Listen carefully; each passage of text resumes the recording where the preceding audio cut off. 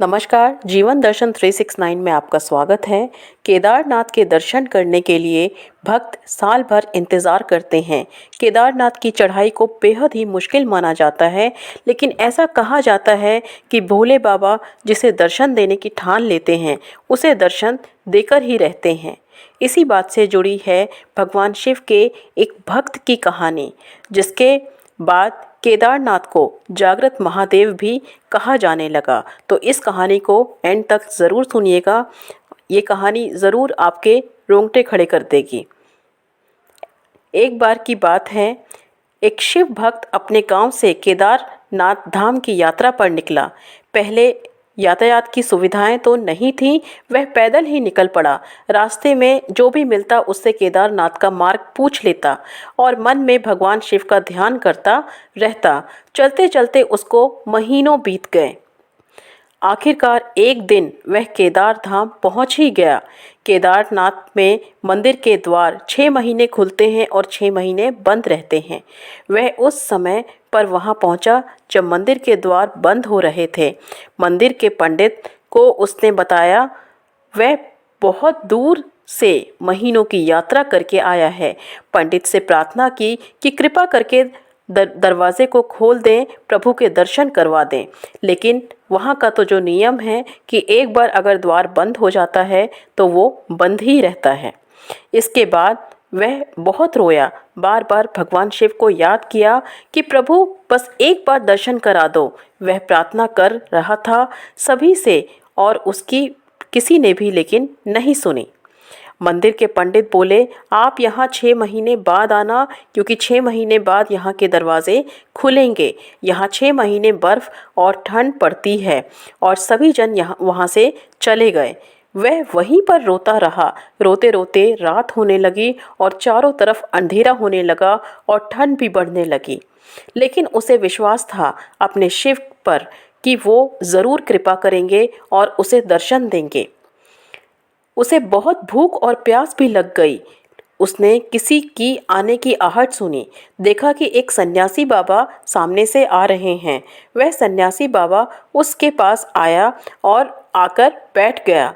सन्यासी बाबा ने उससे पूछा कि बेटा कहाँ से आए हो। उसने सारा हाल कह सुनाया और बोला कि मेरा आना यहाँ व्यर्थ हो गया बाबा जी। बाबा जी ने उसे समझाया और खाना भी दिया। फिर बहुत देर तक बाबा ने उससे बातें की। बाबा जी को उस पर दया आ गई। वह बोला, बेटा मुझे लगता है सुबह मंदिर ज़रूर खुलेगा, तुम ज़रूर दर्शन करोगे। बातों ही बातों में इस भक्त को ना जाने कब नींद आ गई। सूर्य के मध्यम प्रकाश के साथ भक्त की आंखें खुली। उसने देखा, इधर उधर देखा बाबा को, लेकिन बाबा कहीं नहीं थे। इससे पहले कि वह कुछ समझ पाता, उसने देखा पंडित आ रहे हैं अपनी पूरी मंडली के साथ। उसने पंडितों को प्रणाम किया और बोला, कल आपने तो कहा था कि मंदिर 6 महीने बाद खुलेगा, इस बीच कोई नहीं आएगा यहाँ, लेकिन आप तो सुबह ही आ गए। पंडित जी ने उसे गौर से देखा, पहचानने की कोशिश की और पूछा, तुम वही हो जो मंदिर का द्वार बंद होने पर आए थे, जो मुझे मिले थे? 6 महीने होते ही वापस भी आ गए।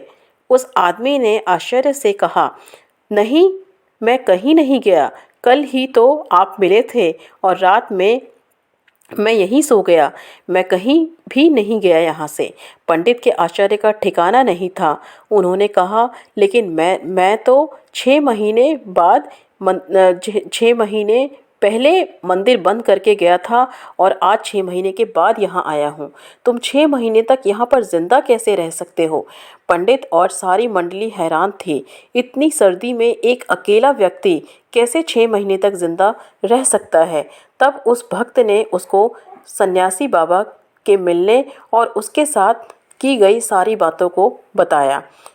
एक सन्यासी बाबा आया था, लंबा था, बड़ी बड़ी जटाएं थीं, एक हाथ में त्रिशूल और एक हाथ में डमरू लिए मृगशाला पहने हुए था। पंडित और सब लोग उसके चरणों में गिर गए। बोले, हमने तो जिंदगी लगा दी किंतु प्रभु के दर्शन ना कर सके। आप सच्चे भक्त तो तुम ही हो तुमने तो साक्षात भगवान शिव के दर्शन किए हैं। उन्होंने ही अपनी योग माया से तुम्हारे 6 महीने को एक रात में परिवर्तित कर दिया, कालखंड को छोटा कर दिया। यह सब तुम्हारे पवित्र मन और तुम्हारे विश्वास के कारण ही हुआ है। इस कहानी की वजह से ही केदारनाथ को जागृत महादेव भी बुलाया जाता है। तो उम्मीद करती हूँ कि यह भगवान शिव की और उनके भक्त की ये कथा अवश्य ही आपको पसंद आई होगी।